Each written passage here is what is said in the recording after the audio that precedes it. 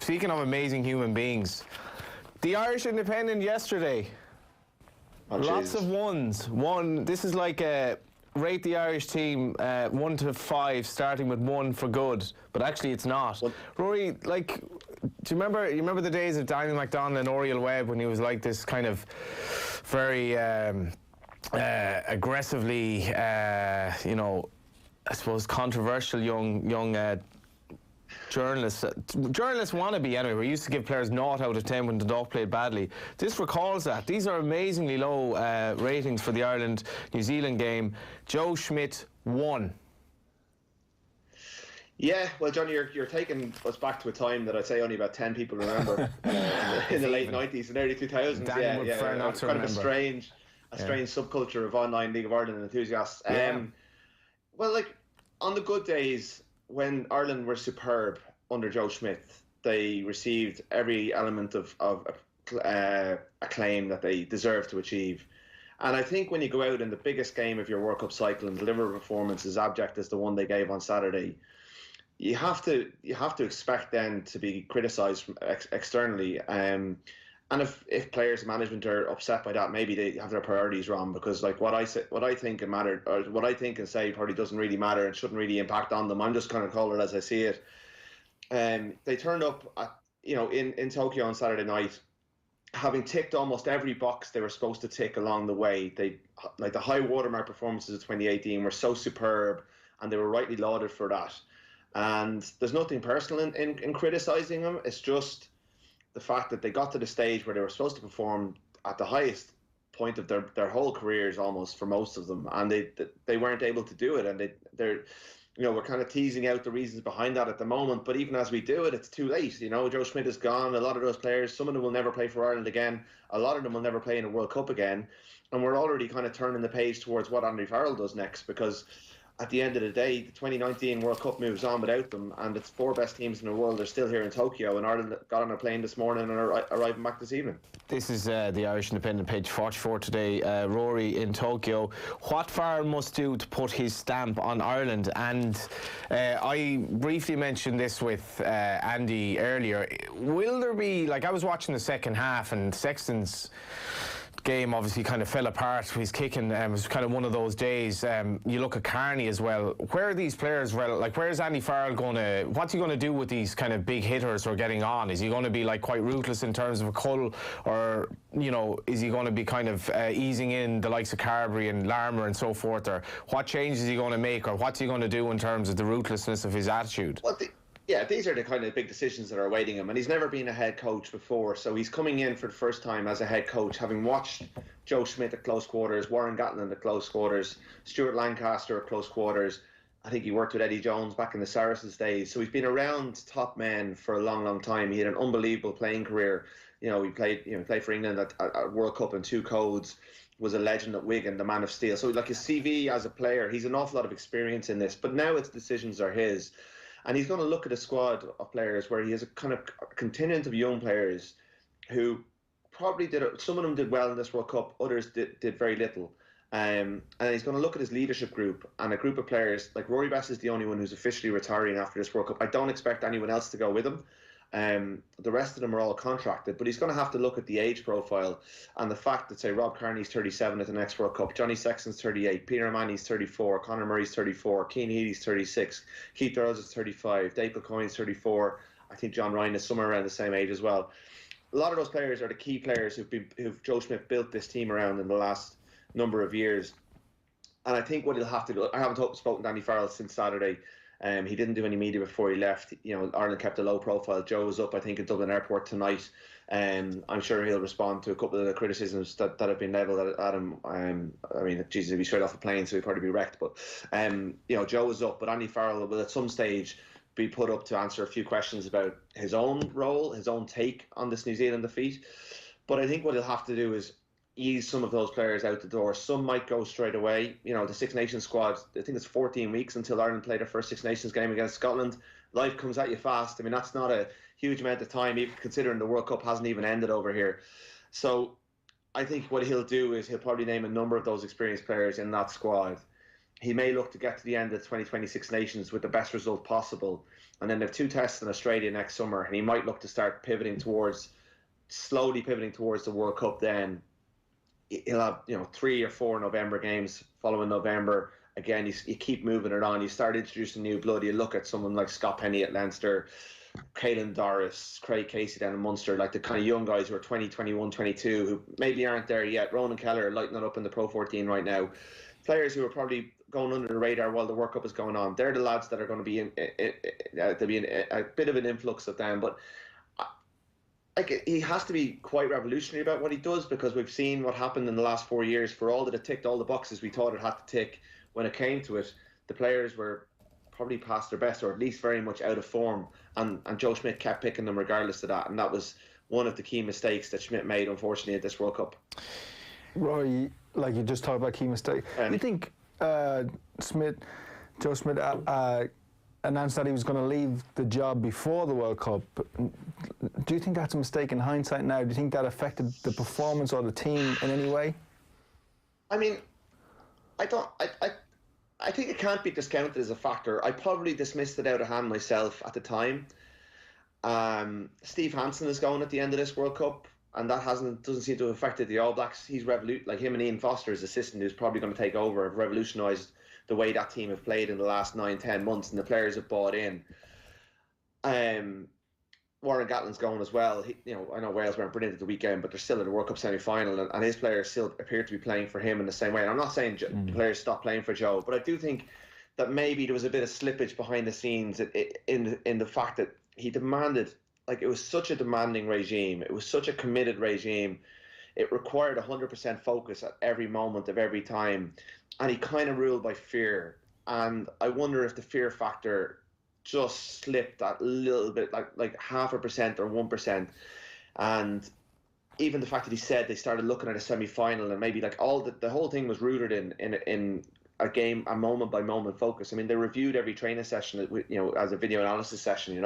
Every mistake was scrutinized, and the players looked like they were playing with fear at the weekend of that. They weren't empowered. So maybe I'm probably even contradicting myself in this answer, but like, I think there's a number of different factors, and that has to be one of them. But the man who's taken over was there in the room as well. So like, the players weren't, and at the same time, like, if that is an excuse, it's not a great one, because the players, most of them know that this is their best opportunity to win a World Cup, or to at least get past the quarterfinal for the first time. So what does the coach's situation really have to do with anything?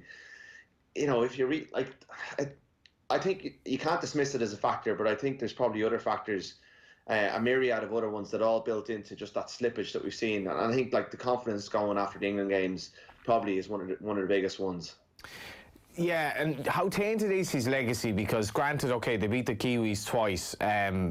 Now, in light of last Saturday, that seemed like the dinner of last year that, like, is no good to you now. But also the fact that Joe Schmidt said before the World Cup that, rugby's kind of evolving pretty much quite notably every 6 months. Yes, to me, there seems to be absolutely no evolution, little or no evolution from last November, before Ireland were effectively figured out by other teams, up until when they faced New Zealand on Saturday. And I thought Rory in the national anthem, you could see, like, Rory Best to me looked like a guy who was actually afraid of what was to come, as did some of the Ireland players. To me, there was very little evolution in Joe Schmidt in terms of how to now, I don't know enough about it to say that you can do this in the space of even a year, but that Irish team, the All Blacks did it. Yeah, so yeah, exactly. Like, the All Blacks did it. The Irish team, it is possible. The Irish team have been very quickly figured out, and he didn't seem to have any answer. Look, there's an argument that Ireland had punched above their weight throughout Joe Schmidt's time in charge, and eventually it came back, that everyone caught up with them, and once they got to the top of the tree and everyone analysed them, that basically they came back to the mean, and maybe top 8 in the world is where Ireland are at. But this team convinced us to think that was not the case, that they were amongst the best teams in the world, and they convinced us through their own performances. It wasn't bluster. Look, I was at Eddie Jones's press conference earlier that, England talk a good game.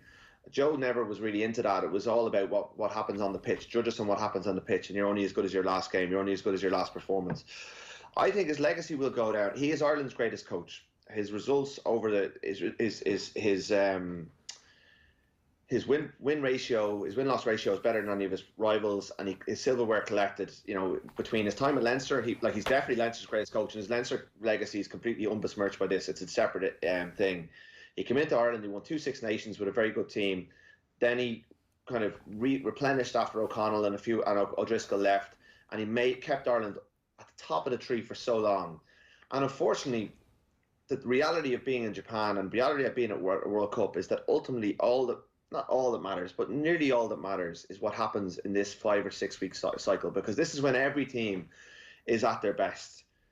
And when everyone was at their best and there was no one looking beyond tournaments and all those things taken out of it, Ireland didn't deliver a performance. And at the end of the day, Ireland's record defeats at World Cups have come in quarterfinals coached by Joe Schmidt. His team broke their own record against New Zealand on Saturday.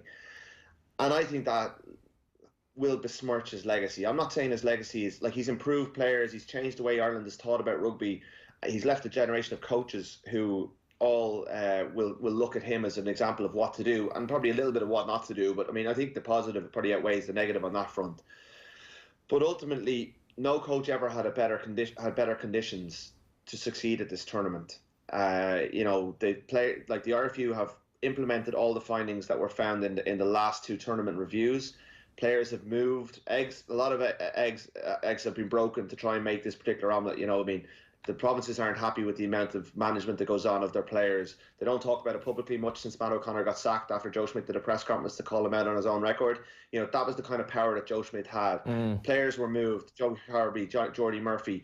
The Leinster would argue that their chances of retaining the European Cup last year were basically weakened in the national interest because their players were moved on by choice, but they're certainly encouraged to move on. So look, no one ever came in with better conditions. The barriers to entry were removed from them, and at the end of the day, having been a top team coming into the tournament, the world's #1 team coming into this tournament, having done everything they did in 2018, the drop off is very, very, very much significant. And I think while it doesn't ruin his legacy, it certainly undermines it.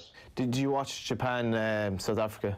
I saw bits of it, I obviously watched the Ireland match and how they played. And it's a fairly crude parallel to make with our football team, Rory. But like, I watched pretty much most of the Japan South Africa game. I was glued to the first half, and granted, it's slightly patronising because it's like Japan, they're the hosts and great atmosphere and all that. But their handling of the ball and their audacity to play the ball, to go wide, to totally different set plays to what Ireland do, and you compare that to the relative snooze fest that Ireland were for most of this tournament and most of this year, being honest. Like, do we need to look at? I know Liam Toland had a piece in the Times yesterday. He's literally speaking about changing the way we coach kids at under 12. But do we need to look at our philosophy in terms of rugby? Because we've these purportedly world-class wingers who don't get a try in the entire bloody tournament. They're not getting so much the ball, but it just seems to be like that once our forward play broke down or was kind of figured out, we didn't seem to have any actual proper expansive rugby. And is this something that Andy Farrell even the man to change this, given that his own background isn't exactly in tune with what I'm talking about here? Do we bring in Joey Carberry at out half? What do we do to make us actually even just play better, attractive rugby? Because I didn't see much of that in this World Cup. Yeah, there's a lot to unpack there. I mean, I think Japan, a little bit like Leicester City when they won the Premier League a couple of years ago, they made everyone else look bad because they were doing things that everyone said was basically nigh on impossible. In the end, they ran aground against a more powerful team. But unlike Ireland, and really, like, of all the 8 teams who played in the quarterfinal, Ireland were probably the most disappointing in terms of not firing any sort of a shot. Japan stuck true to the way they play, tried to beat South Africa's rush defence with their passing, succeeded at times, but just couldn't finish the job. And like, in the end, South Africa could have won by a lot more. But Japan went out in the manner, in an honourable way, I suppose. They played they stayed true to what they do. They kept fighting to the end, and this tournament will always be remembered fondly by the Japanese players, coaches, and fans. They're a whole new generation of fans, and what they do with that is one of the big questions coming out of this tournament in the longer term.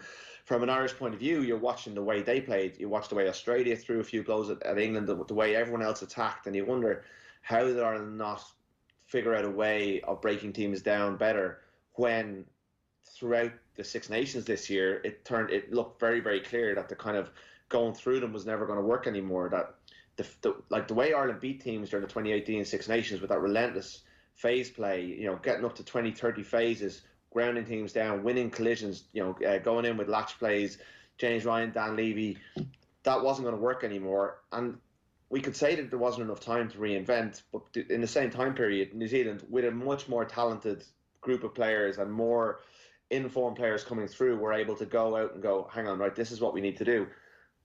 There's certain things that Schmidt will look back on with regret, but there's also little bits of circumstance that deprived them of certain options, like Joey Carbery getting injured during the Six Nations when Johnny Sexton wasn't playing well. So we never got to see how Carbery would have put pressure on when he got injured in Murrayfield that time. Even Jack Conan, I have a feeling that they were moving towards Jack Conan as their number 8 for the knockouts, and I'm not saying they would have beaten the All Blacks necessarily if Conan had started, but if you can move CJ Stander to 6 and get more out of Jack Conan's running game, you might get something more. But in terms of Andy Farrell coming in, then, like, his track record, we don't really know what his philosophy is going to be, because he's always been part of someone else's regime. He was responsible in large part for the 2015 England attack, which was probably one of the better parts of their game in the build-up, but then didn't deliver it at the tournament itself because they picked Burgess and he went for the big man in the midfield, and everything fell apart from there. He's got Mike Catt in with him. You know, Mike Catt's CV wouldn't be the greatest as a coach, but he's well regarded within coaching circles without being anyone really knowing exactly what he's going to bring to the table. Like, they're not going for a kind of a New Zealand guru of the Tony Brown is the guy behind Japan's attack. You'd love to see them going after someone like that who can just come in and reinvent the way Ireland play. Now, Stephen Larkham's down in Munster. He'll improve the way they're doing it. Leinster have a very high-skilled approach, or at least when Lancaster first came in, they keep them all alive really well. Connacht play great rugby. So there is people working behind the scenes in the provinces. You know, Ireland were probably the most conservative about it, maybe apart from Munster, of the 5 teams in Irish professional rugby last year. And if you throw the under-20s into that, you could still probably put the senior team into that. Schmidt always complained that he didn't have enough time to implement anything very revolutionary, that they had to stick to the basics. So Farrell's working under the same constraints, largely with the same players. You know, Carbery's a real good ball player. Larmour, like, the way he played against New Zealand when he was on, the game was over, but you're going, oh, how was this guy's form not rewarded? He's the one player who made them think on their feet. He'll come in. He's a guaranteed starter. Get Stockdale's confidence back up. Henshaw and Ringrose are both very good attackers. There are high-skilled players in that team. I think what Farrell needs to do maybe is lighten the psychological load on them by not calling out every mistake in training, and maybe encouraging them to make mistakes, so that when it comes to, they're not afraid to take risks. Absolutely. But look, you're talking about kind of all sorts of like there's a massive big review that's going to have to be done now. I don't think they're going to go out and do a Genesis report as such like they did in 07, but I think Farrell, like, from the moment that looming camera shot towards the end of the game, when that haunted look on Schmidt's face, Farrell was just tucked in beside him. What was going through his mind? Because he knows he's starting on the back foot now, unfortunately, because, you know, he was the defence coach and his team conceded 7 tries in the final game. A lot of them are down to their own errors in attack, but still, having said that, that's not a great place to start on. He's almost better starting now than starting, we'll say, this time last year, where, like, at least he's taken over from a little bit of a mess, as opposed to when we were basically on a complete high last year. I want to just finally call you, though, and I think this is very interesting.